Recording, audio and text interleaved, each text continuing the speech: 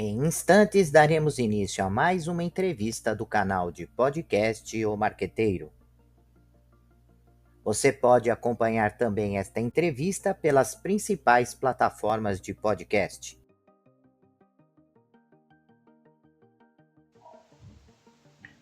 Bem-vindos ao nosso podcast. Esse ano eu celebro 30 anos de dedicação à docência. São 3 décadas de ensino, inspiração e transformação de vidas. O projeto Marqueteiro comunga desse mesmo propósito: compartilhar conhecimento, provocar reflexões e formar mentes criativas. Prepare-se para um novo episódio especial dedicado a ideias, histórias e aprendizados que inspiram e transformam. O programa começa agora.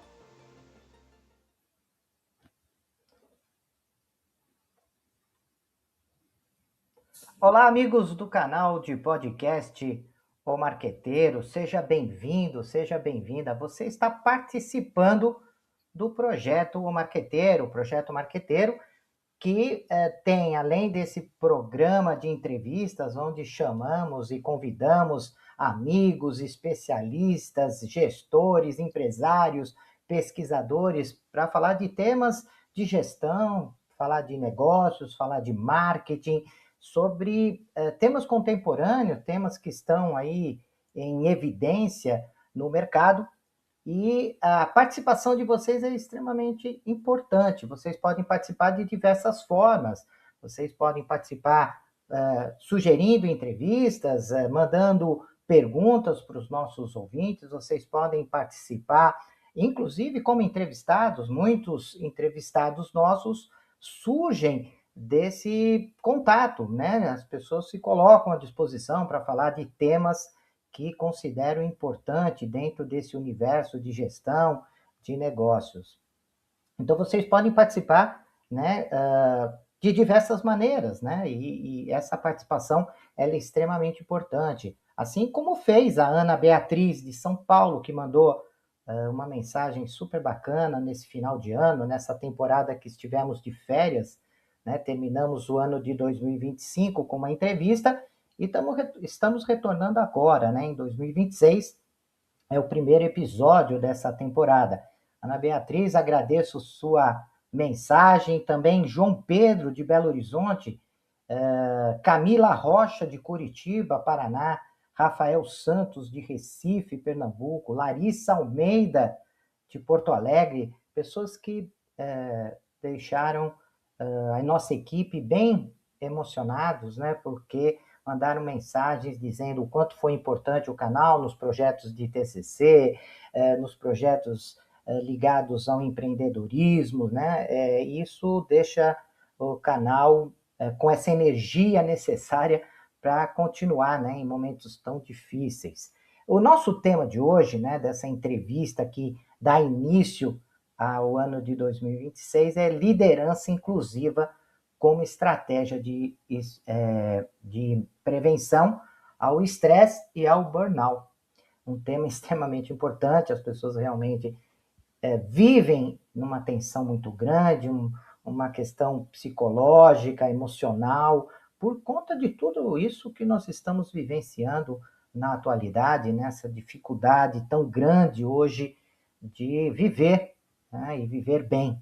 E para falar sobre esse assunto, o nosso palestrante é mentor, especialista em liderança inclusiva, desenvolvimento humano e saúde emocional, presidente do Saber Aprendizes, instituto que já impactou mais de 200 mil jovens de forma positiva.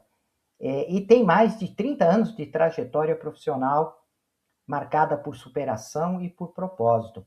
Foi executivo de logística internacional em projetos em mais de 12 países e reitor de grandes universidades brasileiras. É mestre em administração com MBA em educação, psicologia organizacional e é especialista em gerenciamento de estresse e burnout pela Universidade do Texas. É autor de diversos livros sobre liderança e diversidade e atua como conselheiro em iniciativas de impacto social, ESG. Esse é o nosso convidado, Denis Lopes. Denis, muito obrigado pela sua presença. Eu fiz questão de falar essa sua mini biografia para os nossos ouvintes, porque demonstra o quanto é importante o nosso entrevistado de hoje, né? O quanto eu fico honrado de ter a sua presença aqui em nosso canal. Obrigado, Denis. Boa noite, Luiz Cláudio. É um prazer estar no canal do Marqueteiro. Aceitei o convite logo de cara, porque realmente falar para as pessoas sobre esses temas que são tão valiosos é extremamente importante. Então, eu que agradeço e agradeço a gentileza de ter feito uma apresentação tão pomposa, né? Mas eu começo a minha fala sempre querendo desconstruir tudo isso e dizer uma frase que eu gosto sempre de começar minhas palestras e meus temas com a seguinte frase: a sorte sempre me encontrou trabalhando. E eu gosto de começar dessa forma porque quando eu falo que eu sou presidente de um instituto que já impactou quase 200 mil pessoas, eu fui reitor de grandes universidades, eu trabalhei em 12 países, então parece, né, uma coisa muito suntuosa. E algumas pessoas às vezes falam assim: nossa, Denis, que sorte que você deu na vida, né? E eu não gosto da palavra sorte porque eu falo, a sorte desmerece todo o seu trabalho, Sim. né? Não teve sorte nisso, teve trabalho. Então eu sempre digo, a sorte sempre, quando o pessoal fala sorte, eu sempre digo assim, a sorte sempre me encontrou trabalhando. Né? Então pode ser que o elemento sorte tenha me ajudado? Pode, mas de qualquer forma eu estava trabalhando. Sem dúvida alguma. Denis, eu também sou dessa opinião. Até outro dia um ouvinte do nosso canal disse que achava interessante o fato que eu sempre me apresento como um ser humano em construção, né? Porque nós estamos constantemente em construção. E o que nós sabemos foi fruto de pessoas que nos ensinaram. Por isso, até o projeto marqueteiro é para a gente tentar devolver um pouco do que recebemos, né? E tentar um pouco, porque recebemos mais do que conseguimos transmitir. E esse tema, Denis, ele vem surgindo, até falei o nome de algumas pessoas que mandaram mensagens nesse final de ano, e pessoas que estão sempre perguntando de liderança, sempre preocupados com o cenário atual, né, com tantas mudanças políticas, sociais, mudanças econômicas, mudanças né? Não precisa muito, é só olhar um pouquinho o jornal, é só acompanhar um pouco a televisão e nós vamos ver diversas mudanças acontecendo, crises econômicas, crises sociais, instabilidade por todo o lado, intolerância, né? E aí a pergunta, né, que eu gostaria de fazer para você nesse início é como, a partir de todo esse cenário, né, como tratar a segurança psicológica, né? Como manter a segurança psicológica das pessoas, né? E sem ser um luxo que seja inatingível para poucas empresas que conseguem. Como tornar isso acessível para as pessoas, acessível para qualquer tipo de empresa, de qualquer mercado, né? Que esteja vivenciando ou preocupada com a questão de segurança psicológica das pessoas, né? Excelente. Assim, todo mundo fala muito sobre a questão da liderança versus a segurança psicológica nos ambientes profissionais. E, e eu vejo muitas ações positivas, reais, mas eu observo também muitas situações fake, onde se fala muito, mas se age pouco. É por isso que, bom, eu trabalho há 36 anos e eu comecei a trabalhar vendendo vela na porta do cemitério com 16 anos. Olha que bacana. Na verdade, há 15 ainda, não tinha nem completado 16. Quando eu comecei a trabalhar, o que acontecia naquela época, né? As oportunidades eram muito escassas e eu tinha necessidade de trabalhar. Então, naquele momento, não me importava muito o status do que eu iria fazer. Eu precisava sobreviver. E o que eu observo ao longo da minha trajetória? Como eu não tinha essa expectativa, eu fui moldando a minha carreira conforme o que eu observava. E ao longo do tempo, conforme eu fui assumindo cargos de liderança, eu percebi que, independente de todos os livros e cursos que eu fiz, o melhor e maior laboratório que me ensinou a como ser gestor é a vida real, é a prática. Eu digo que meu grande manual é a vida e é a observação. Então, enquanto líder, eu tenho que observar o meu time e eu tenho que me conectar com as pessoas. Então, a primeira coisa que eu falo para os líderes, o papel de liderança muitas vezes ele é solitário e muitas vezes, quando a pessoa assume um cargo de liderança, ela sente falta da operação, do dia a dia, de fazer alguma coisa mais concreta. E o líder, dependendo da posição que ele está, ele não tem nada de tão concreto para fazer. Então, por exemplo, hoje eu sou presidente do Saber Aprendizes. Eu não tenho uma tarefa prática objetiva. Né? Qual é o meu papel? Liderar pessoas. E para liderar pessoas, eu preciso estar com essas pessoas. Eu preciso entender essas pessoas. Então, quando eu falo de ambiente que tem segurança psicológica, é um ambiente que tem escuta. E o primeiro tema que eu queria trazer aqui para a gente complementar tudo isso que você está falando é uma palavra, é um termo que se usa muito hoje em dia e poucas pessoas sabem utilizar ele na prática, que é a escuta ativa. Segurança psicológica começa com escuta ativa.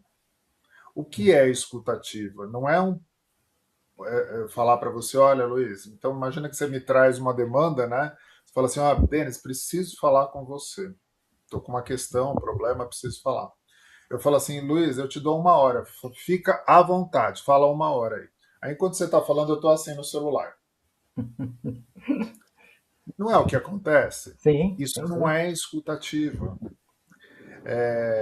Então, uma outra coisa que também não é escutativa, quando você começa a me contar um problema, mesmo que seja pessoal, então você fala assim, olha, Denis, eu estou com uma situação familiar complicada, eu estou com um parente fazendo um tratamento médico muito complexo, e aí quando você começa a contar a história, eu te corto e falo assim, ah, fica tranquilo, Luiz, eu também já passei por isso, superei, vamos lá, vamos em frente.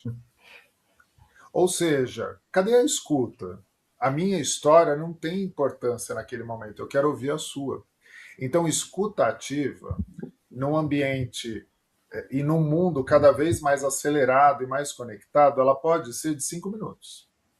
É muito melhor eu falar assim: olha, Luiz, eu estou muito enrolado agora, mas eu tenho 5 minutos para uma conversa, ou 10 minutos, só que nesses 10 minutos eu vou desligar o celular, eu vou desligar o computador, eu vou olhar para você e eu quero te ouvir nesses 10 minutos. Eu não vou fazer absolutamente nada a não ser te ouvir. Então, isso é a escutativa. E falta muito isso hoje. Né? A gente vê casos e casos de pessoas que estão adoecendo e simplesmente você substitui por outra. Né? Então, esse não é o melhor ou o único caminho. Né? Como é que eu me conecto com essas pessoas? Né? E depois, ao longo da nossa conversa, a gente vai falar um pouquinho do que é e o que não é burnout, né? Porque também tem muitos mitos aí sobre isso. E é engraçado, né, que eu sempre falo com os meus alunos em aula que nós temos que aprender a ouvir com o ouvido de vó, né? Eu faço uma brincadeira com relação a isso, porque normalmente a mãe está preocupada com um monte de coisas, às vezes não tem tanta experiência como lidar com a criança ou lidar com aquela situação, está preocupada de pagar a conta, está preocupada de trabalhar, está preocupada e a criança às vezes está gritando, não fisicamente, não, mas gritando, pedindo ajuda, querendo algo, e a mãe simplesmente negligencia, né? E a avó não, a avó tem a experiência, tem o tempo, tem a maturidade. Você chega na casa da avó, ela, pelo seu olhar, pela sua sobrancelha, ela já sabe que tem alguma coisa errada, faz um café, faz um pão de queijo e vai tirando, extraindo, né? Deixando aquela criança, o neto, desenrolar, né, o assunto, e ela vai com maturidade, sabendo lidar. Então, isso que você disse, eu normalmente falo de uma maneira diferente, eu não sou psicólogo, mas eu falo muito dessa lembrança que eu tenho, né, de mãe, de vó e de situações, para falar dessa importância de ouvir, né, de fato, ouvir em todos os sentidos, não ouvir só o som, mas ouvir no sentido de entender, né, a pessoa como um todo, né, como um ser complexo, né, e completo. E falando sobre isso, aproveitando, né, você fala de escuta ativa, você, na sua trajetória, né, na sua experiência lidando com isso, você tem algum líder, né, um exemplo de um líder que conseguiu mudar o rumo de uma equipe, que estava com problema, que estava com dificuldade, que estava quase para ter um colapso emocional coletivo, né? E ele conseguiu mudar essa trajetória por uma determinada ação? Tem algum exemplo nesse sentido, Denis? Diversos exemplos pessoais de times que eu liderei diversas vezes e que eu tive que fazer essa virada de chave com o time, né? Times que estavam desmotivados, mas na maioria dos casos, eu vou tentar te explicar de uma forma, fazendo uma analogia aí, desses que são muitos casos e a gente levaria muito tempo. Mas eu vou te dizer a importância do cargo. Eu trabalhei em diversas. Vamos pegar só a minha experiência enquanto reitor. Eu fui reitor de 4 universidades em 4 estados diferentes. Caramba. Bom, então se eu pegar só esse recorte, as 4 gestões que eu tive, muitas pessoas falavam assim: Nossa, Denis, é muito bom trabalhar com você porque a sua gestão é muito leve. E as pessoas usavam esse termo: a sua gestão é leve. E é engraçado porque eu ouvi essa mesma expressão de pessoas que não se conheciam, que trabalhavam em empresas diferentes, até que chegou uma hora que eu falei assim: bom, eu acho que eu preciso descobrir o que as pessoas querem dizer quando a minha gestão é leve. Porque é uma coisa muito interessante, pessoas que não se conhecem, de momentos diferentes, cidades diferentes, e me descrevem dessa forma. Mas eu fiquei com aquilo na cabeça e falei, como é que eu vou descobrir, né? Bom, um dia, numa das últimas universidades que eu trabalhei, quando eu estava saindo dessa universidade, uma pessoa, né, uma pessoa que ele era gestor, né, e ele falou assim, e na hora de me despedir, ele me abraçou e chorou e tal, ele falou assim, olha, Denis, você salvou a minha vida, eu queria te agradecer. Aí eu olhei para a cara dele, comecei a rir, falei, salvei a vida, imagina e tal. Ele falou, não, mas você salvou mesmo. Porque teve um determinado momento, um dia, que você estava passando pela praça de alimentação e você ia almoçar com outras pessoas. E você me viu e você largou as outras pessoas e você veio almoçar comigo porque você olhou para minha cara e achou que eu estava triste. Você lembra disso? Eu falei, lembro. Ele falou, pois é, você não era o meu líder direto. Entre eu e você, tinham vários outros líderes que não observaram que eu não estava bem. Eu fiquei, eu fiquei ouvindo a história dele, né? Eu falei, bom, mas aonde você quer chegar? Ele falou, então, eu estava muito deprimido e eu não sabia qual rumo na minha vida eu ia tomar.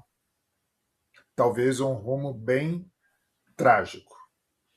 Ele falou, e o fato de você ter parado, sentado, ficou me ouvindo, e depois eu percebi que você estava preocupado comigo, ele falou, eu fiquei pensando, poxa vida, o reitor da universidade, uma universidade com 23 mil alunos, 1.700 colaboradores, largou o almoço dele para vir almoçar comigo porque eu sou uma pessoa importante. Aí eu olhei para a cara dele e falei assim, olha, mas para mim isso é uma coisa muito comum, porque independente do meu cargo, para mim o que importa são as pessoas. Os cargos são passageiros, né? Ninguém nasce com cargos e títulos e morre com aqueles cargos e títulos. Sim. Isso daí são todos transitórios. Ele falou, mas é por isso que você é diferente. Ele falou porque nós já tivemos outros reitores que eram simplesmente inacessíveis. E aí ele usou a mesma expressão, Luiz. Ele falou, por isso que a sua gestão é leve. E quando ele falou isso, ele matou a charada e eu consegui entender tudo que todas as outras pessoas tinham falado anteriormente.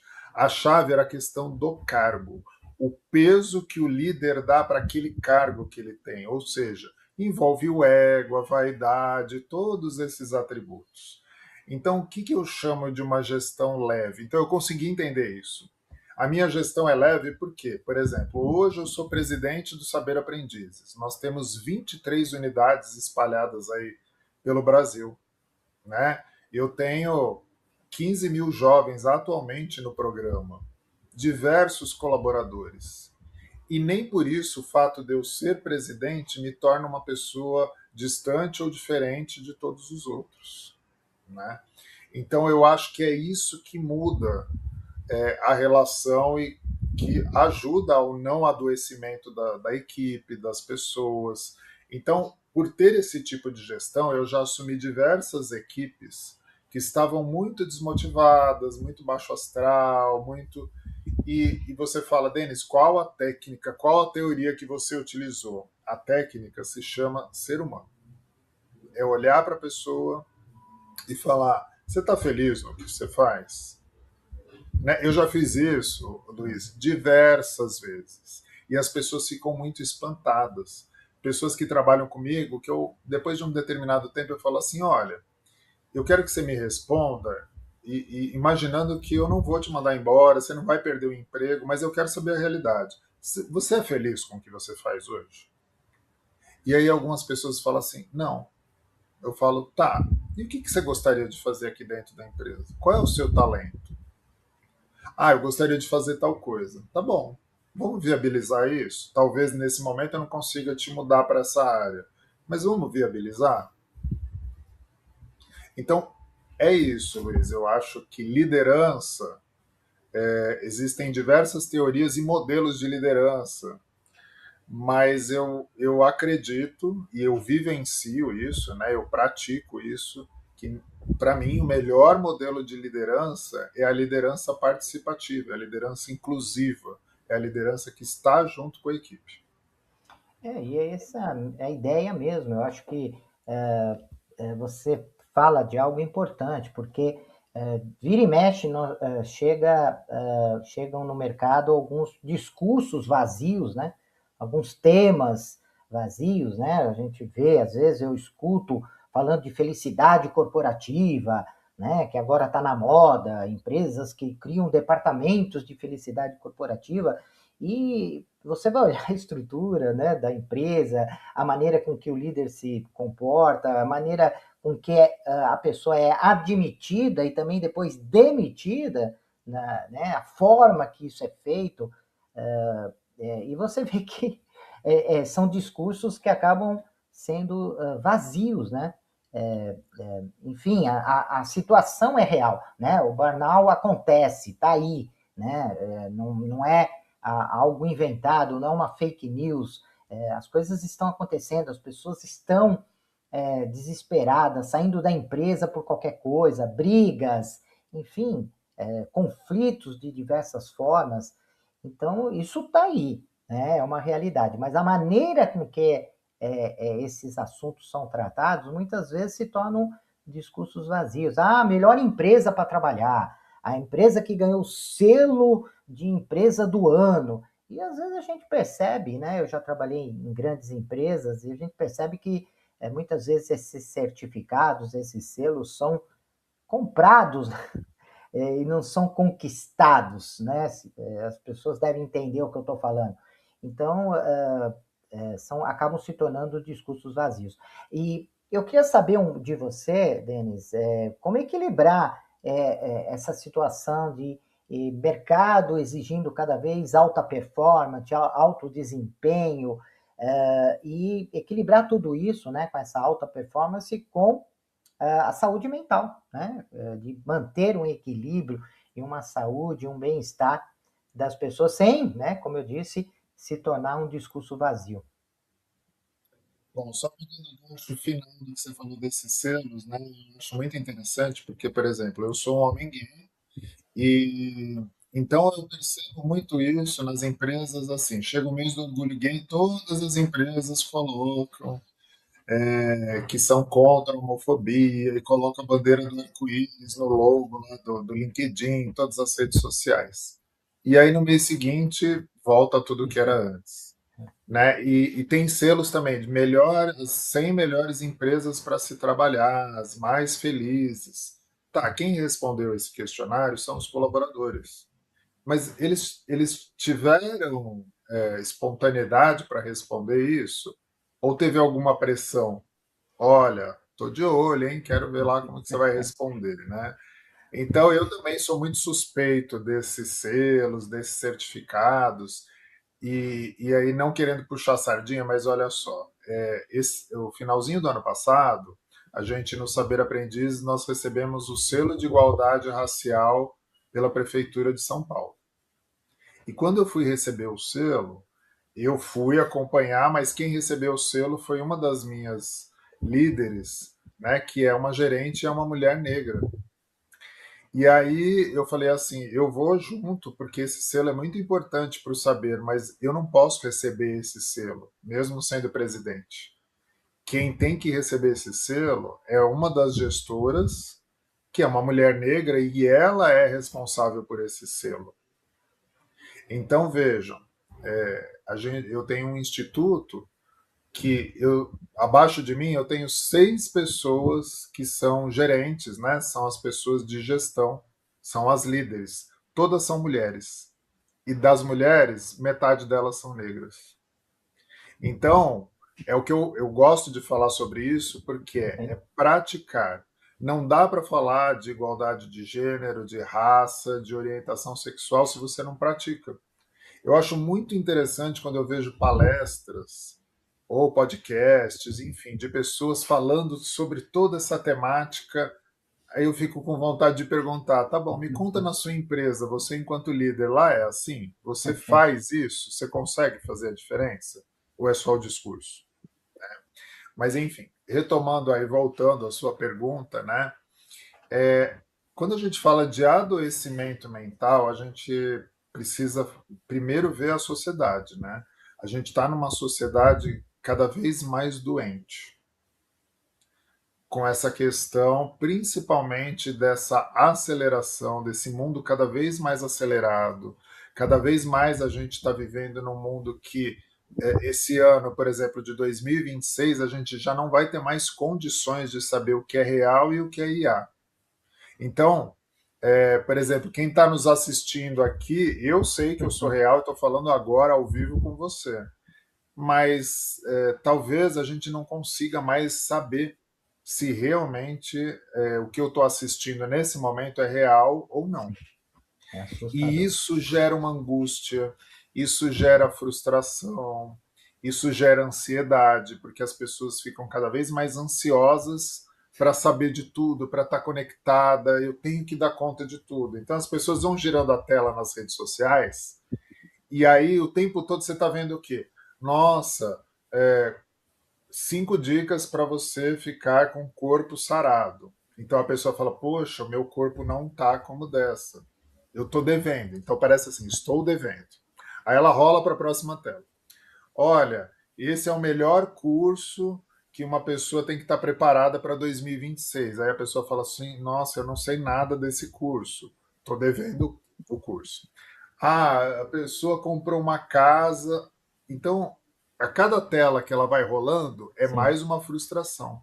Porque ela fala assim: nossa, eu não tenho esse corpo, eu não tenho esse curso, eu não tenho essa capacidade, eu não tenho esse carro, eu não tenho essa casa. E ela já chega com toda essa frustração.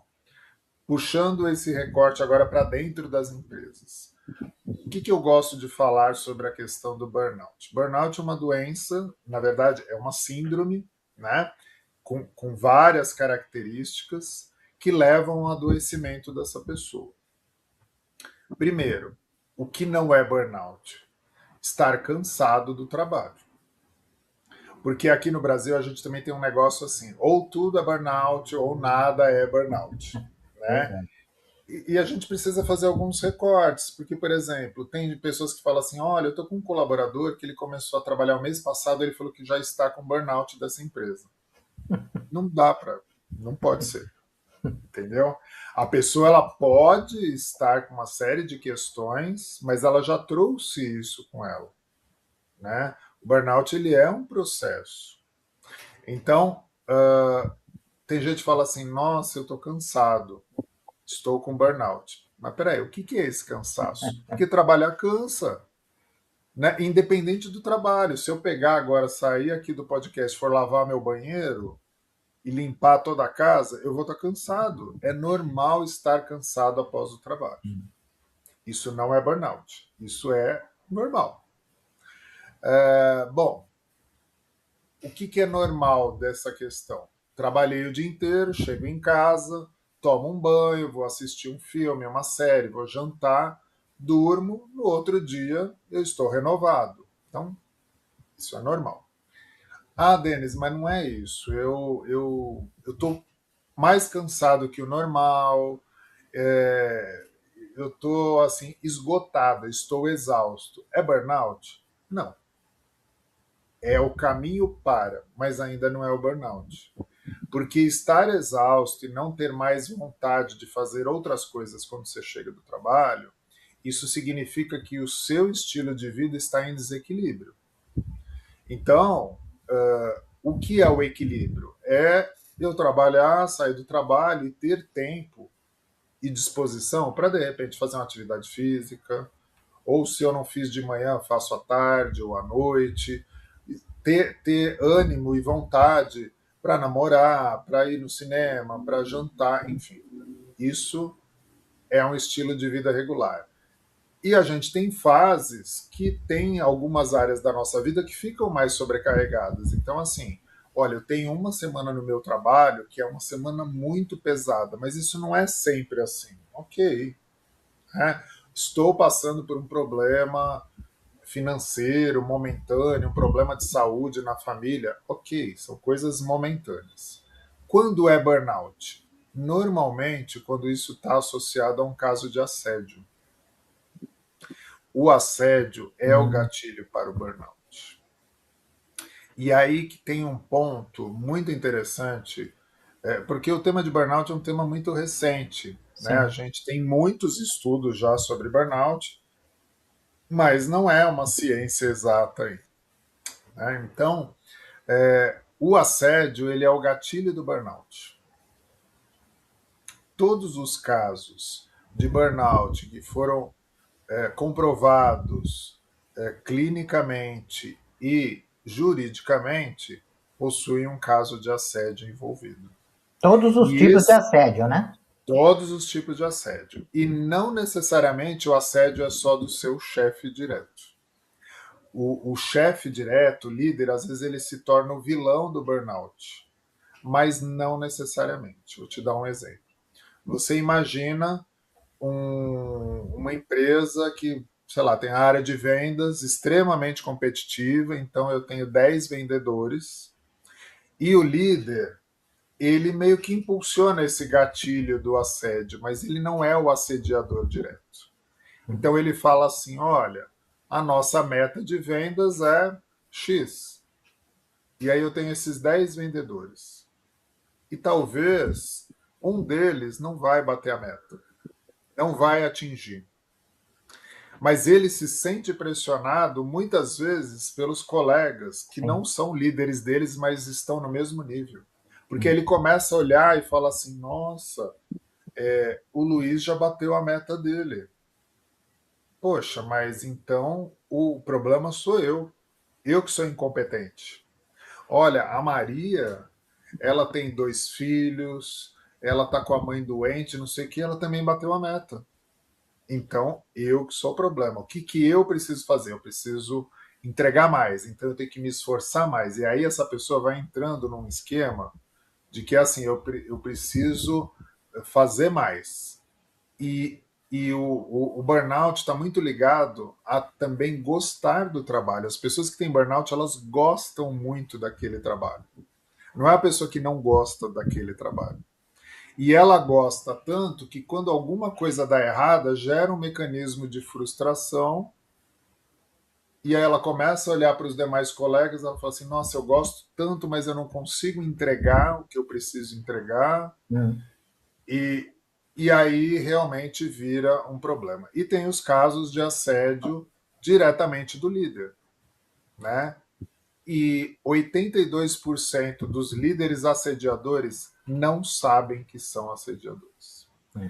Então é por isso que eu faço um alerta para todo mundo que está assistindo aqui a gente, para todos os líderes, invistam em treinamento de assédio, porque 80, olha, é um número muito expressivo. 82% dos líderes assediadores não sabem que são assediadores. Você sabe por quê? Porque o assédio ele tem muitas linhas tênues entre a brincadeira. Então eu vou te dar um exemplo de um assédio relacionado a gênero, né? Eu gosto de usar esse exemplo porque assim, eu tenho uma amiga que se chama Renata e ela trabalha numa empresa de engenharia e ela é a única mulher. Todo o restante da equipe são homens, Hum. inclusive o chefe dela. E o chefe dela sempre elogiava ela dizendo a seguinte frase, fala assim: Renata, você é tão competente, você trabalha tão bem que às vezes eu esqueço que você é mulher, que você trabalha igual a homem. E aí ela olhava e falava assim: tá, mas você acha que isso é um elogio? Ele falou: claro que é um elogio. Imagina, eu estou dizendo que você trabalha igual um homem. Olha, E na cabeça dele, genuinamente, ele estava elogiando. sim. Isso envolve também a questão da diversidade, né? Que a gente está falando de gênero, o próprio racismo, né? Quando a pessoa fala assim: nossa, aquela mulher é negra, mas aí tem o mais, né? Mais ela é bonita, mais ela é competente. Não tem esse mais, né?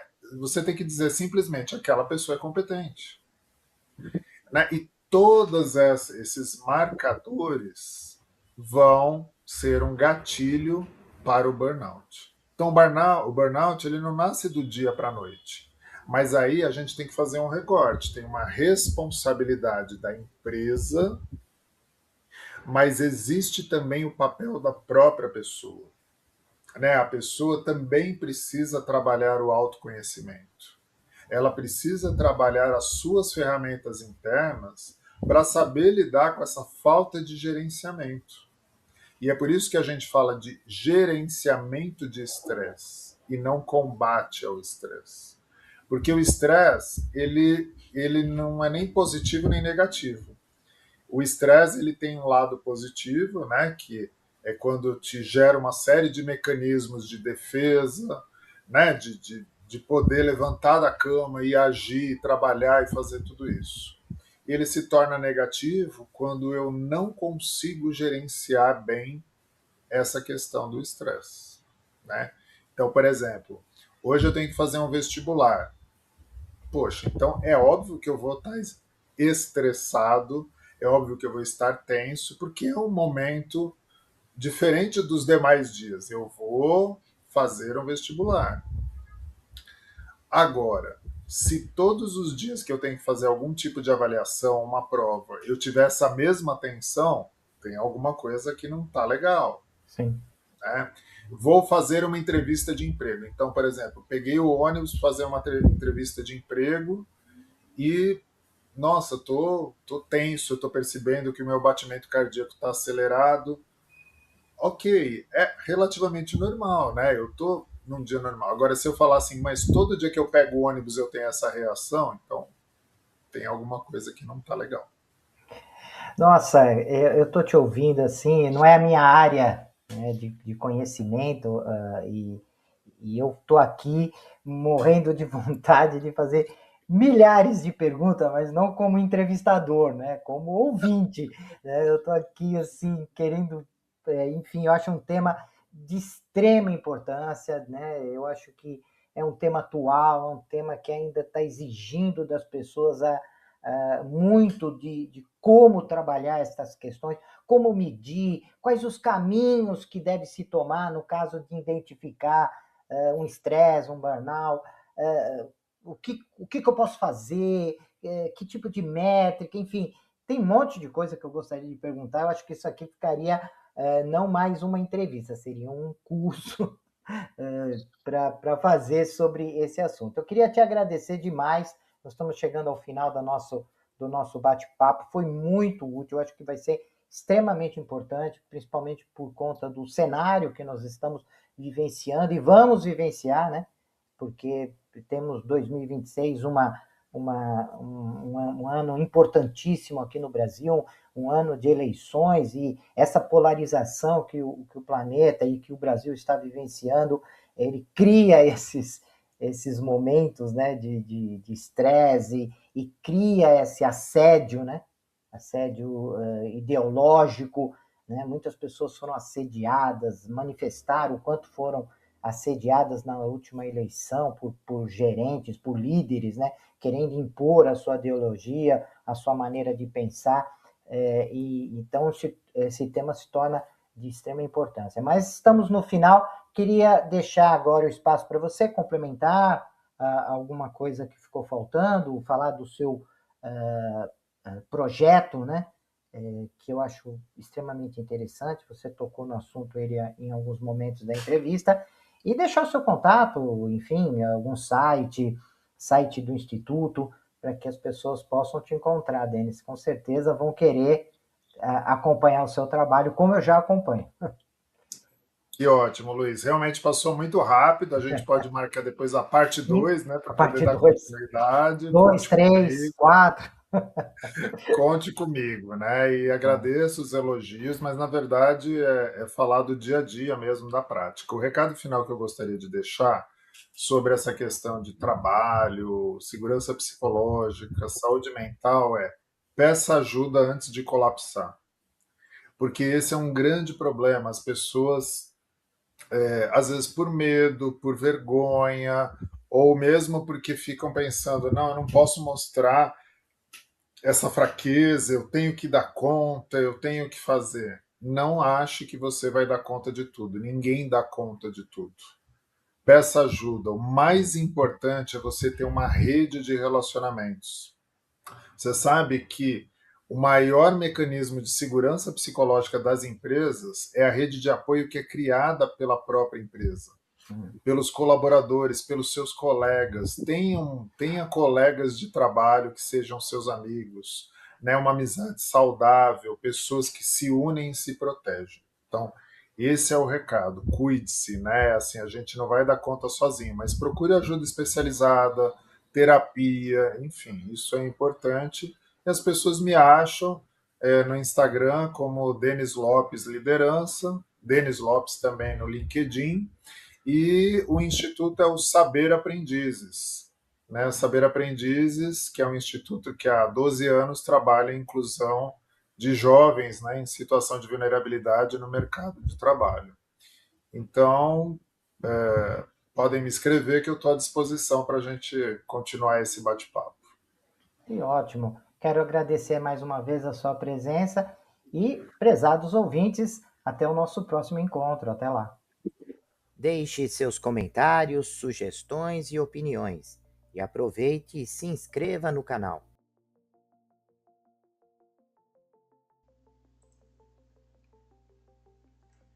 Olá, profissionais de marketing e gestão, estudantes e empreendedores. Você está procurando um podcast que possa ajudá-los a se manter atualizados e aprimorar suas habilidades?